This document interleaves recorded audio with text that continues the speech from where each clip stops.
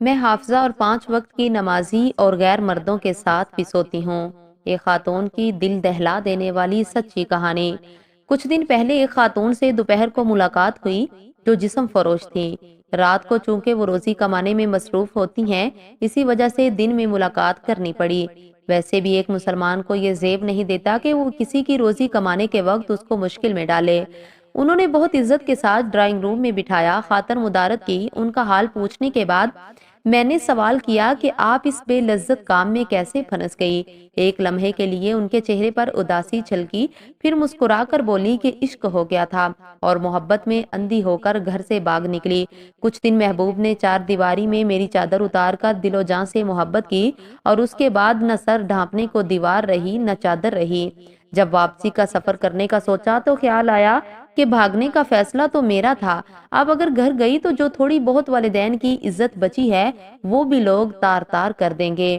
رہنے کو ایک جگہ ٹھکانہ ملا جہاں مجھ جیسی لڑکیاں تھی اور بس پھر جسم ہی روزی روٹی کا سبب بن گیا۔ سوال کیا کہ والدین تو معاف کر ہی دیتے ہیں، ان کا دل نرم ہوتا ہے، تو ایک بار چلی جاتی؟ تو مسکرا کر بولی معاف تو اللہ بھی کر دیتا ہے لیکن لوگ معاف نہیں کرتے۔ عورت کا منہ کالا ہو جائے تو پھر یہ دنیا والے کبھی گورا نہیں ہونے دیتے، مرتے دم تک کالا ہی رہتا ہے۔ سوال کیا کہ چلیں بھیک مانگ لیتی، کم سے کم اس کام سے تو اچھا کام تھا۔ تو بولی یہ سب کتابی باتیں ہیں، کوئی کسی بکارن کو کرائے کا کمرہ بھی نہیں دیتا، جھونپڑی میں بھی نہیں رکھتا، عزت بیچ کر کم سے کم عزت سے تو رہ لیتی ہوں۔ اپنا گھر ہے، اپنا بستر ہے، اس دنیا میں اسی کی عزت ہے جس کے پاس پیسہ ہے۔ یہ دنیا تو منافق لوگوں سے بھری پڑی ہے جو نیکی کا درس دیتے ہیں اور کسی کو کہیں کہ طوائف سے شادی کرے گا، اندر سے تو وہ شیطان ہوتے ہیں، لیکن بولتی بند ہو جاتی ہے۔ سوال کیا کہ محبت کیا ہے؟ تو کچھ لمحے کے بعد خاموش رہنے کے بعد بولی کہ محبت بھی ایک دھندا ہے۔ مرد اپنی رقم انویسٹ کرتا ہے اور پھر محبوبہ کے جسم سے کھیل کر سود سمیت واپس لیتا ہے۔ اب وہ عورت اپنے محبوب کے رحم و کرم پر ہوتی ہے، مرضی ہے شادی کر لے اور مرضی ہے چھوڑ دے۔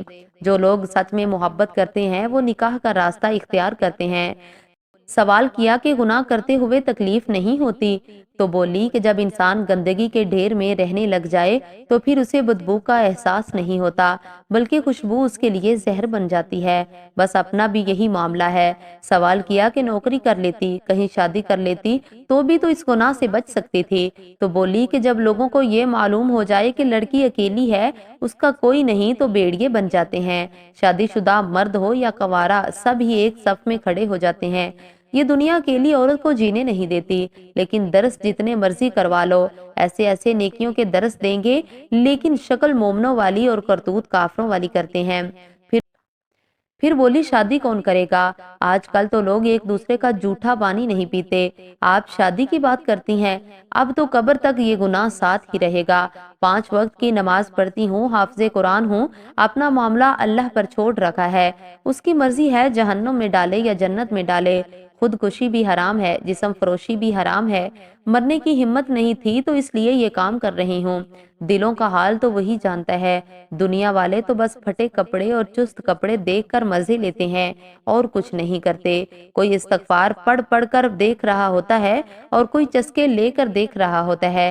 اللہ تعالیٰ آپ کو اپنی حفظ و امان میں رکھے۔